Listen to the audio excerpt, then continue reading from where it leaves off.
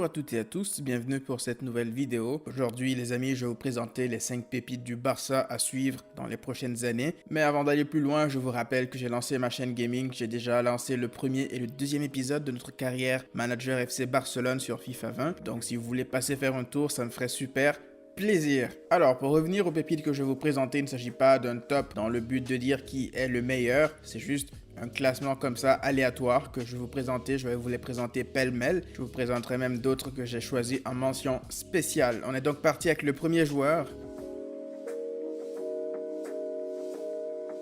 Ilaix Moriba, de son vrai nom Moriba Kourouma, est né le 13 janvier 2003 à Conakry en Guinée. Donc c'est une jeune pépite de la Masia, il a rejoint le club en 2018. Il a été promu au Barça B il n'y a pas si longtemps. Moriba est un joueur qui joue au milieu de terrain. C'est un joueur qui ressemble énormément à quelqu'un que vous connaissez très bien. Il s'agit de Paul Pogba, qui lui aussi est originaire de la Guinée. Mais les points communs entre les deux joueurs ne s'arrêtent pas là parce que Moriba a vraiment un style de jeu qui ressemble énormément à Pogba. C'est un joueur puissant, très technique et qui a une grosse frappe de balle. Donc c'est vraiment une pépite à surveiller. Je pense que ce n'est pas un hasard si Moriba aujourd'hui a le salaire le plus élevé de toute la Masia. Donc c'est vraiment un joueur à surveiller pour le futur. J'ai hâte de voir comment son avenir sera traité par le Barça. On passe au deuxième joueur de cette liste.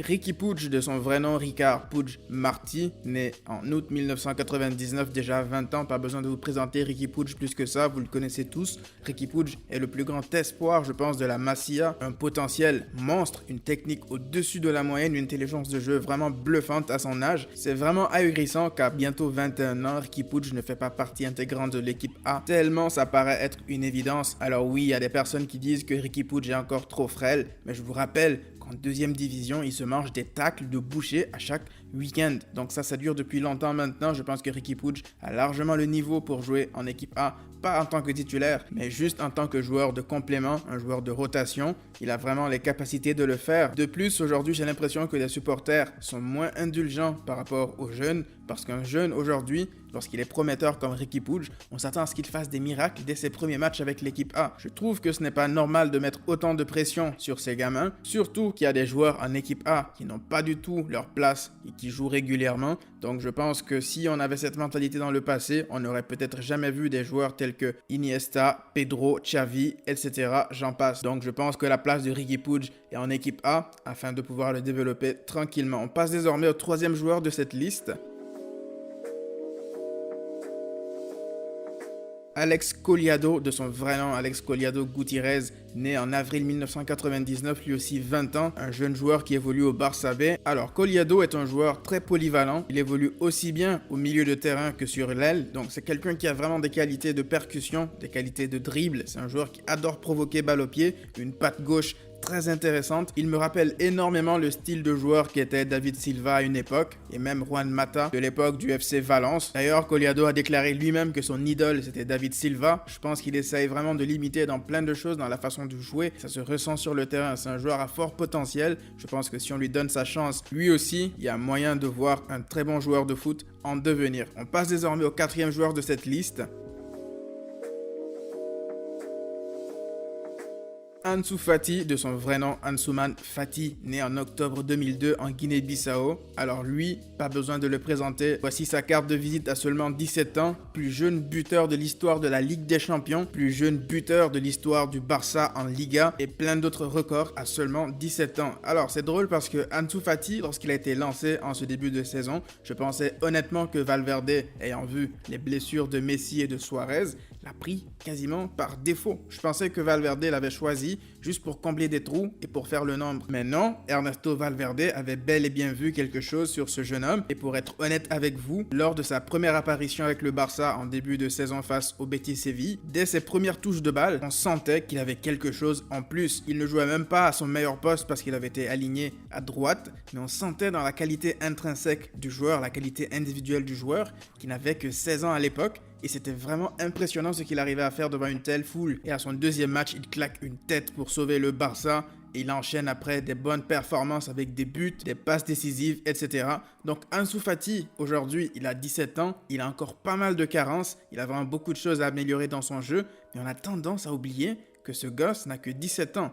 Donc ça veut dire qu'aujourd'hui, on compte sur un joueur pareil pour remplacer Dembélé qui est blessé.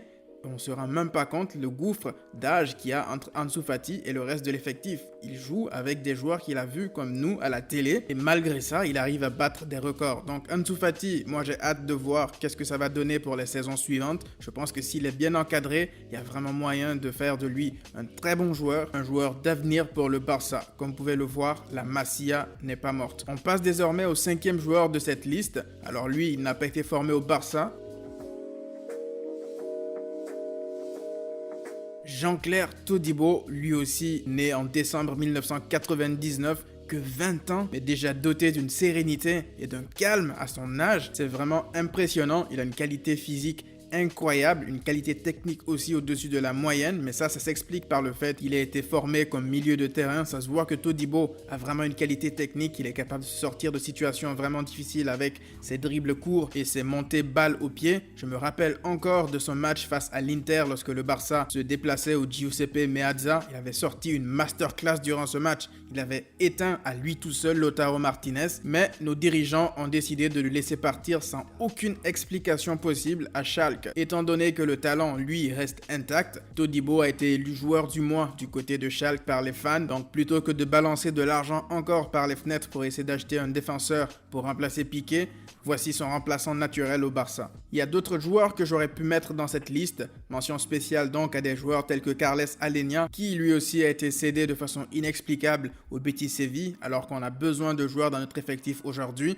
Je pense aussi à notre jeune joueur tel que Pedri, qui est en ce moment à Las Palmas, qui fait une saison exceptionnelle. Pedri, je le rappelle, qui est un joueur du Barça qui était prêté à Las Palmas. Un autre joueur aussi en qui je nourris beaucoup d'espoir, il s'agit de Francisco Trincao. Trincao qui évolue du côté de Braga, lui aussi qui a été acheté au Barça, qui est prêté en ce moment à Braga, qui fait une saison vraiment époustouflante. Donc l'argument selon lequel le Barça n'a pas de bons jeunes joueurs ou que la Masia ne produit plus de talent, il est complètement faux. Donc aujourd'hui, le Barça présente quand même un vivier assez intéressant. Si on avait une bonne direction, il y a plein de choses qui auraient pu être mieux gérées et on aurait eu un effectif beaucoup plus équilibré qu'on a aujourd'hui. Avant de terminer cette vidéo, je vous invite à me rejoindre sur ma chaîne Massian Gaming. Je vous mets un extrait pour voir ça ressemble à quoi. Et comme vous le savez, d'ici là, prenez tous soin de vous et à très vite.